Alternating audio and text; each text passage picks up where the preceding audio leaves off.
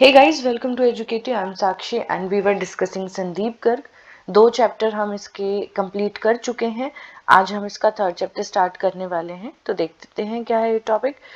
National income and related aggregates की बात करेंगे. 4th चैप्टर में हम न्यूमेरिकल सॉल्व करेंगे एंड इस चैप्टर में भी कुछ न्यूमेरिकल्स आपके आ जाएंगे बेसिक वाले.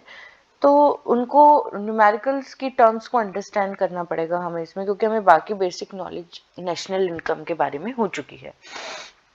तो सबसे पहले है basic aggregates of national income. In an economy various goods and services are produced by different productive units during a period of 1 year. पूरे एक साल के अंदर जो है बहुत सी गुड सर्विसेज प्रोड्यूस होती है एक इकोनॉमी में. Such goods and services can not be added together in terms of quantity. देखिए, अब जिस क्वांटिटी में वो बनी है उनको हम ऐड नहीं कर सकते हैं अगर हमें नेशनल इनकम निकालना है. बेसिकली कितने टन्स ऑफ वीट है, इतने टन्स मोबाइल फोन्स है, तो इन सबको हम ऐड ऑन नहीं कर सकते. They should be expressed in terms of money. तो therefore these are expressed in terms of money. Money में ही हम इनको एक्सप्रेस करेंगे. These there are many aggregates in national income to measure the value of goods and services. अभी हम बहुत से, जैसे ऊपर एग्जाम्पल दिए हुए हैं ना कि GDP at MP, GDP at FC, इस तरह के हमारे बहुत से एग्रीगेट्स हैं, लेकिन जो हम बेसिक मानेंगे वो हम जीडीपी एट एमपी को मानेंगे. तो ये वही बता रहे हैं, national income to measure the value of goods and services in terms of money.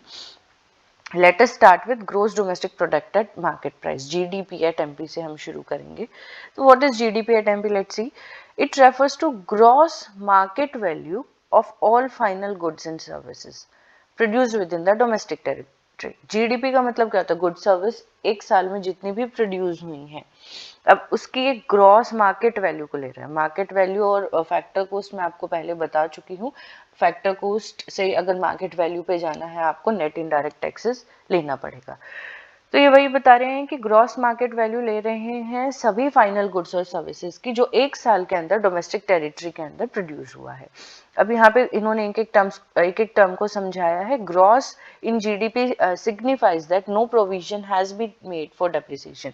देखिए, मैंने आपको बताया था अगर आप नेट कोई वैल्यू है, नेट एग्रीगेट है, तो उसमें डेप्रिसिएशन एक्सक्लूडेड होता है, और अगर ग्रॉस है तो डेप्रिसिएशन इंक्लूड होता है. ये अगर आपको नहीं पता है तो प्रीवियस चैप्टर की क्लास जरूर लगाइएगा, उसमें मैंने ग्रॉस एंड ग्रॉस से नेट, डोमेस्टिक से नेशनल एंड एमपी से एफसी तीनों कॉन्सेप्ट्स को आपको समझाया हुआ है. तो यहाँ पे इट इंक्लूड्स डेप्रिसिएशन क्योंकि ग्रॉस वैल्यू हम ले रहे हैं. नेक्स्ट है आपका domestic in GDP at MP signifies that it includes goods and services produced by all units located within the domestic territory. चाहे वो रेजिडेंट हो चाहे नॉन रेजिडेंट हो, वो फर्क नहीं पड़ता, बट हाँ, हम यहाँ पे सिर्फ डोमेस्टिक टेरिटरी की चीजें ही ले रहे हैं जो प्रोड्यूस हुई हैं. थर्ड इज, क्योंकि यहाँ पे एमपी है, MP in GDP signifies that it includes amount of indirect taxes paid and excludes of subsidy received. ये देखिए, मार्केट प्राइस है तो एफसी से एमपी पे जाते हैं तो हमें नेट इनडायरेक्ट टैक्स माइनस करना पड़ता है. नेट इनडायरेक्ट टैक्स क्या होता है? आपके जितने भी इनडायरेक्ट टैक्सेस हैं उसमें से अगर हम सब्सिडीज को माइनस कर देते हैं तो आपकी एमपी आ जाती है. तो वही बताया हुआ है उन्होंने. GDP at MP signifies that it includes amount of indirect taxes paid and exclude amount of subsidy received. It shows that net indirect taxes have been included. अब indirect taxes को इन्होंने यहाँ पे include किया है. And next is product in GDP signifies that only final goods and services have to be included.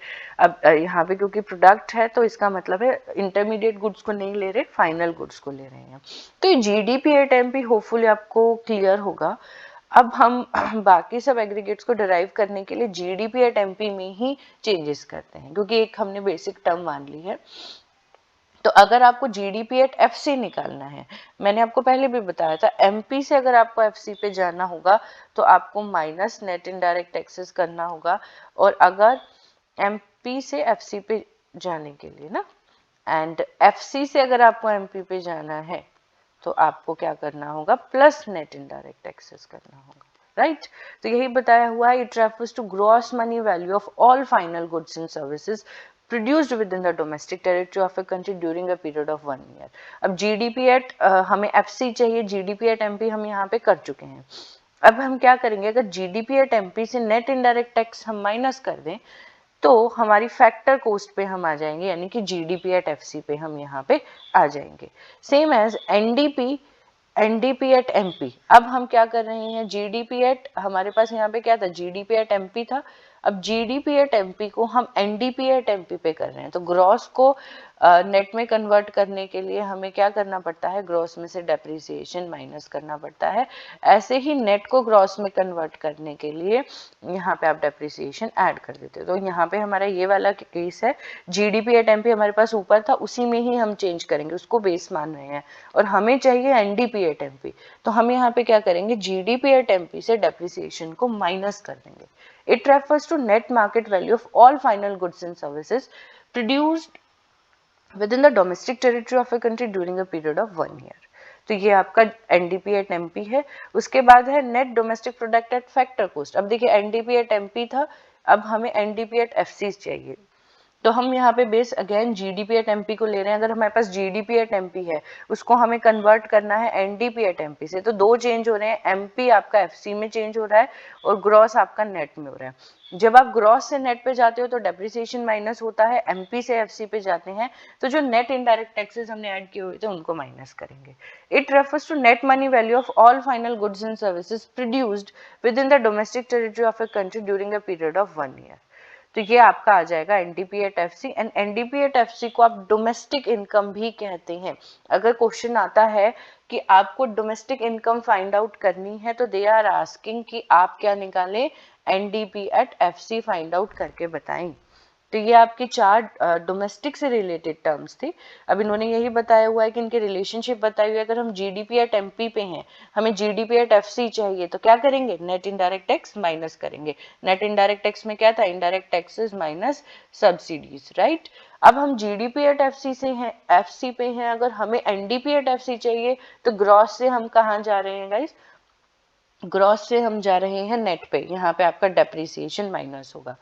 उसके बाद NDP at FC से अगर हम एनडीपी एट एमपी पे जा रहे हैं तो अब देखिए फैक्टर कॉस्ट वापस किस में चेंज हो रहा है, मार्केट प्राइस में, तो इसमें अगेन नेट इनडायरेक्ट टैक्स आपका प्लस हो जाएगा। अगेन एनडीपी एट एमपी से अगर जीडीपी एट एमपी पे जाना है तो डेप्रिसिएशन प्लस।